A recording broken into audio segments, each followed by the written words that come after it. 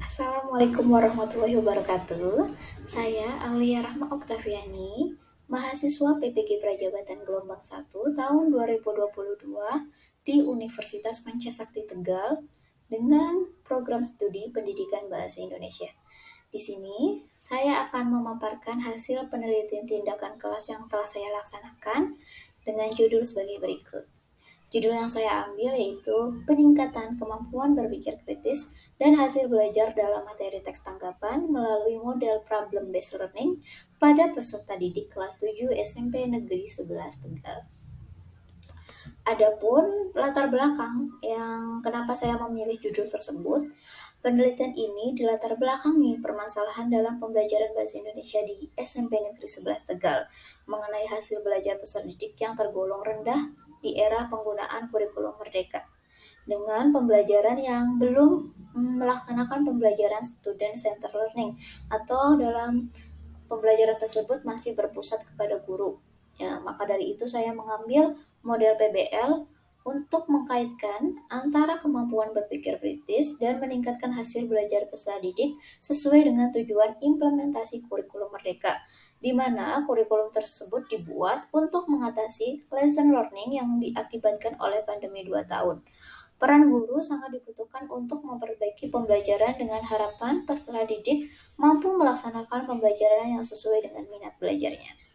Karena dalam pembelajaran di kurikulum merdeka bukan lagi tentang KKM, tetapi bagaimana guru mampu memfasilitasi peserta didik sesuai dengan minat dan bakatnya.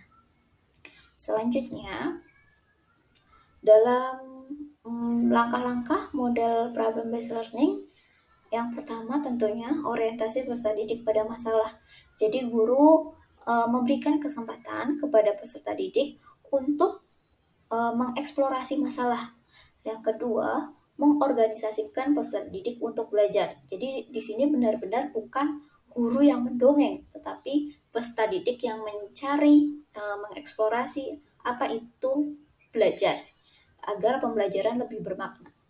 Yang ketiga, membimbing penyelidikan individu maupun kelompok. Jadi, ini tidak harus berkelompok, boleh juga individu. Untuk tempat belajar juga disesuaikan dengan minat peserta didik agar pembelajaran lebih maksimal. Yang keempat, mengembangkan dan menyajikan hasil dan karya. Yang kelima, menganalisis dan mengevaluasi proses pemecahan masalah. Selanjutnya, dalam model PBL ini tentunya didukung oleh teori pembelajaran konstruktivisme yang menyatakan bahwa struktur dasar kegiatan terdiri dari tujuan yang ingin dicapai sebagai mata pelajaran. Masyarakat adalah tugas dalam penerapan di kelas lingkungan sosial di mana pekerjaan dilakukan melalui alat, aturan kerja pembagian tersebut bergantung pada aktivitas yang aktif dalam bentuk doing atau belajar secara langsung daripada aktivitas pasif yang menerima transfer ilmu dari guru. Melalui proses PBL, dengan inquiry dimulai dengan mengajukan pertanyaan, panduan membimbing peserta didik untuk berpartisipasi dalam proyek kolaboratif yang mengintegrasikan berbagai materi dalam proyek tersebut. Setelah menjawab pertanyaan, dilanjutkan peserta didik dapat melihat berbagai elemen utama sekaligus berbagai prinsip dalam pembelajaran disiplin yang sedang dikajinya. Jadi, diharapkan dengan model PBL ini mampu menjadikan pembelajaran lebih bermakna dan bermanfaat bagi peserta didik nantinya. Selanjutnya, dalam penelitian ini, objek tindakan dalam penelitian ini adalah peningkatan kemampuan berpikir kritis dan hasil belajar dalam pembelajaran teks tanggapan melalui model pembelajaran problem-based learning. Sedangkan waktu penelitian yang saya lakukan dilaksanakan pada tanggal 16 Maret sampai 14 Maret 2023 dengan subjek penelitian yang digunakan adalah peserta didik kelas 7D dan guru mata pelajaran Bahasa Indonesia di SMP Negeri 11 Tegal. Adapun jumlah peserta didik di kelas 7D berjumlah 32 peserta didik. Selanjutnya, jadi dalam penelitian ini saya menggunakan dua siklus. Yang pertama ada prasiklus, siklus 1, siklus 2. Tahap prasiklus ini di mana guru mata pelajaran Bahasa Indonesia itu yang mengajar. Sedangkan siklus 1 dan siklus 2 itu dari saya sendiri. Dari siklus 1 saya laksanakan pada tanggal 30 sampai 31 Maret 2023, diperoleh rata-rata nilai kemampuan berpikir kritis dan hasil belajar yaitu 79,5. Dari perolehan hasil tersebut diperoleh nilai minimalnya yaitu 67 dan nilai maksimal 88 dengan rentang nilai 21 dan panjang intervalnya 6. Selanjutnya pada siklus 2 dilaksanakan pada 6 sampai 13 April 2023. Diperoleh rata-rata nilai kemampuan berpikir kritis dan hasil belajar yaitu 83.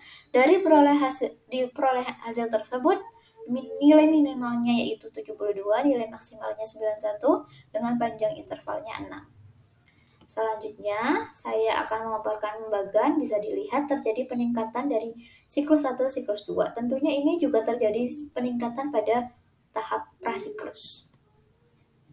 Selanjutnya, saya simpulkan dari siklus 1 dan siklus 2, berdasarkan perbandingan skor rata-rata penilaian kemampuan berpikir kritis dan hasil belajar, pada tabel 2 dapat diperoleh hasil sebagai berikut.